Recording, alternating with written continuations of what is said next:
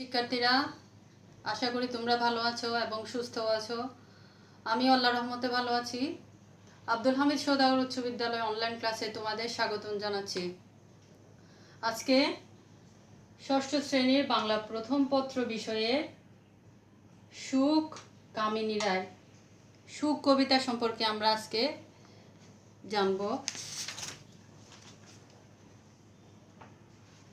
শিক্ষার্থীরা, তোমরা সবাই পাঠ্য বইয়ের 58 পৃষ্ঠা খুলো। সুখ কবিতাটি লিখেছেন হচ্ছে কামিনী রায়। সুখ কবিতাটি আবৃত্তি করার আগে আমরা কামিনী রায় সম্পর্কে অর্থাৎ কবি পরিচিতি সম্পর্কে একটু জেনে নিব। তোমরা সবাই কবি পরিচিতি 60 পৃষ্ঠা খুলো। প্রায় 100 বছর আগে এদেশে যে কজন মহিলা সাহিত্য চর্চা করে গেছেন তাদের একজন হলেন কবি কামিনী রায়। একসময় তিনি জৈনিক বঙ্গ মহিলা ছদ্মনামে লিখতেন। তাহলে কবি কামিনী রায় একটা ছদ্মনামে লিখতেন আগে। এই ছদ্মনামটা ছিল জৈনিক বঙ্গ মহিলা।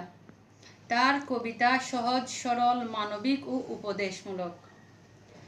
তার কবিতায় জীবনের মহৎ আদর্শের প্রতি গভীর অনুরাগের পরিচয় আছে। মাত্র 15 বছর বয়সে তিনি আলো ও ছায়া নামে একটি কাব্যগ্রন্থ রচনা করেছিলেন। তাহলে মাত্র 15 বছর বয়সে কবি কামিনী রায় আলো ও ছায়া নামে একটি কাব্যগ্রন্থ রচনা করেছিলেন। সুখ কবিতাটি ওই কাব্যগ্রন্থেরই অন্তর্গত। তাহলে সুখ কবিতাটি কোন কাব্যগ্রন্থের অন্তর্গত? আলো ও ছায়া। এবং এই কাব্যগ্রন্থটি উনি মাত্র 15 বছর বয়সে রচনা করেছিলেন। তার অন্যান্য উল্লেখযোগ্য গ্রন্থ হচ্ছে নির্মাল্য, অশোক সঙ্গীত, দ্বীপ ও ধূপ ও জীবন পথে। কবিতা ছাড়াও কামিনী রায় গল্প, নাটক ও জীবনী গ্রন্থ রচনা করেছেন। তাহলে তার অন্যান্য গ্রন্থগুলোর নাম হচ্ছে নির্মাল্য, অশোক সঙ্গীত, দ্বীপ ও ধূপ ও জীবন পথে। সাহিত্য সাধনার স্বীকৃতি হিসেবে তিনি কলকাতা বিশ্ববিদ্যালয়ের জগত্তারিণী পদকে সম্মানিত হন। তাহলে কবি কামিনী রায় সাহিত্য সাধনার স্বীকৃতি স্বরূপ যে পদকে সম্মানিত হয়েছিলেন সেটা হচ্ছে যে কলকাতা বিশ্ববিদ্যালয়ের জগত্তারিণী পদক। কামিনী রায়ের জন্ম 1864 খ্রিস্টাব্দে বাখরগঞ্জ, বর্তমানে বরিশাল জেলার বাসন্ডা গ্রামে এবং মৃত্যু কলকাতায় 1933 খ্রিস্টাব্দে। তাহলে এই মহিলা কবি জন্মগ্রহণ করেছেন 1864 খ্রিস্টাব্দে, বর্তমান বরিশাল জেলায়, পূর্বে বাখরগঞ্জে, এবং মৃত্যু কলকাতায়, এবং 1933 খ্রিস্টাব্দে উনি মৃত্যুবরণ করেছিলেন।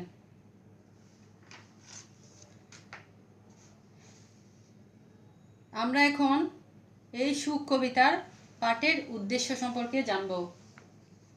উনি কি উদ্দেশ্যে এই কবিতাটি রচনা করেছিলেন, উদ্দেশ্যটা আমরা একটু জেনে নিই।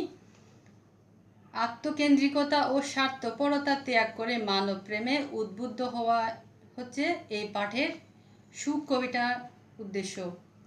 আত্মকেন্দ্রিকতা ও স্বার্থপরতা ত্যাগ করে মানব প্রেমে উদ্বুদ্ধ হওয়া। এরপরে আমরা পাঠ পরিচিতি সম্পর্কে একটু জেনে নিব। তোমরা সবাই 59 পৃষ্ঠায় আসো। পাঠ পরিচিতি।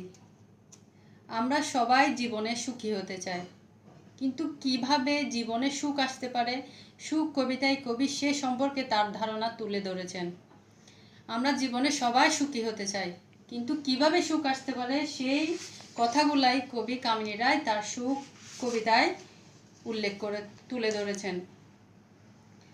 জগতে যারা কেবল সুখ খুঁজেন তারা জীবনে দুঃখ যন্ত্রণা দেখে ভাবেন মানুষের জীবন নিরর্থক।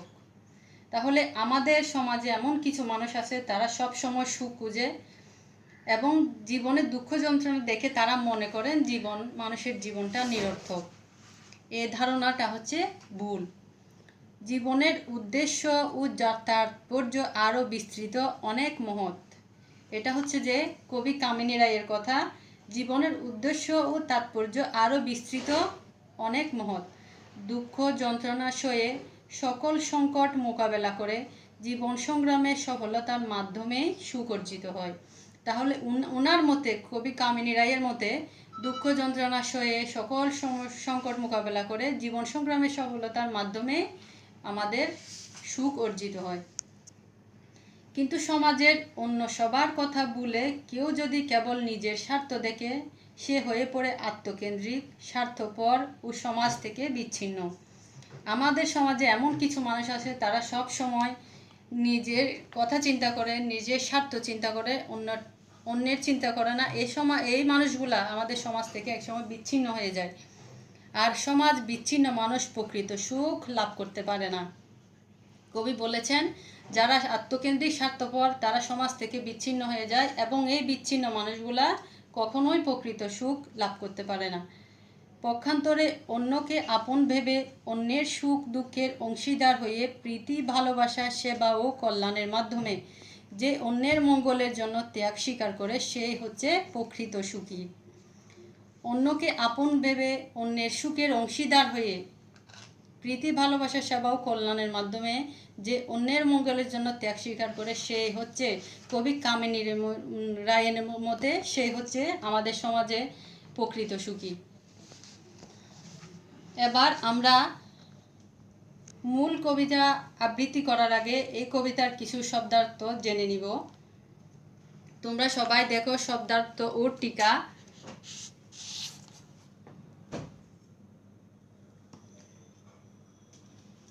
শব্দার্থ ও টিকা। বিষাদময় শব্দের অর্থ হচ্ছে যে দুঃখময়। ছিন্ন মানে ছেঁড়া। বিনে মানে বাদ্যযন্ত্র বিশেষের মাধ্যমে। উচ্চস্বরে মানে চড়া গলায়। সৃজিলা মানে সৃষ্টি করলেন। বিধি মানে বিধাতা বা প্রভু। নরে মানে মানুষকে বুঝিয়েছেন। সমর মানে হচ্ছে যুদ্ধ, লড়াই বা রণ। কার্যক্ষেত্র শব্দের অর্থ হচ্ছে কাজের জায়গা। প্রশস্ত মানে প্রসারিত করা। অঙ্গন মানে হচ্ছে আঙ্গিনা, উঠান বা প্রাঙ্গণ।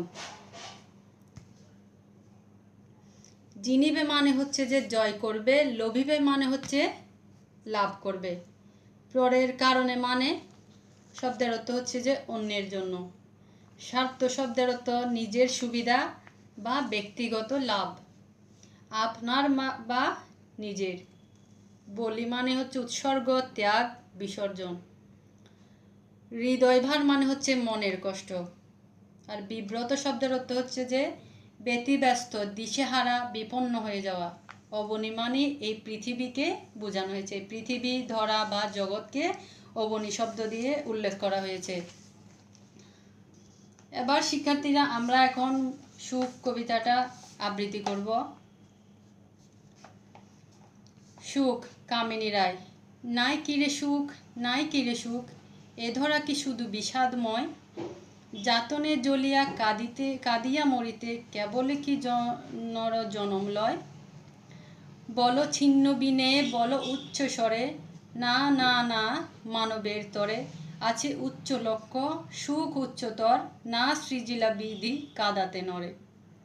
কার্যক্ষেত্র ওই প্রশস্ত পড়িয়া, সমরঙ্গন সংসারে, যাও বীর বেশে কর গিয়া রণ, যে জিনিবে সুখ লভিবে সেই। পরের কারণে স্বার্থ দিয়া বলি, এ জীবন মন সকলই দাও, তার মতো সুখ কোথাও কি আছে, আপনার কথা ভুলিয়া যাও। পরের কারণে মরণীয় সুখ, সুখ সুখ করি কেঁদো না আর, যতই কাঁদিবে ততই ভাবিবে, যতই ভাবিবে ততই বাড়িবে হৃদয় ভার। আপনারে লয়ে বিব্রত রহিতে, আসে নাই কেহ অবনী পরে, সকলের তরে সকলে আমরা, প্রত্যেকে মোরা পরের তরে। কবি অত্যন্ত সুন্দর করে কবিতার মাধ্যমে কিভাবে মানুষ সুখ লাভ করতে পারে সেই কথাগুলি কবি অত্যন্ত সুন্দরভাবে তার কবিতার মাধ্যমে তুলে ধরেছেন। শিক্ষার্থীরা, আমরা সুখ কবিতা সম্পর্কে জানলাম।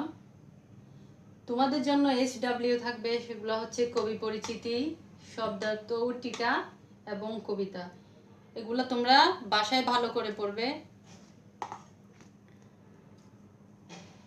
আজকের মতো আমি এখানে শেষ করছি। আগামী ক্লাসে আবার তোমাদের সামনে ক্লাস নিয়ে হাজির হব। তোমরা সবাই ভালো থাকবে, সুস্থ থাকবে, ভালোভাবে তোমাদের পড়ালেখা চালিয়ে যাবে। আল্লাহ হাফেজ।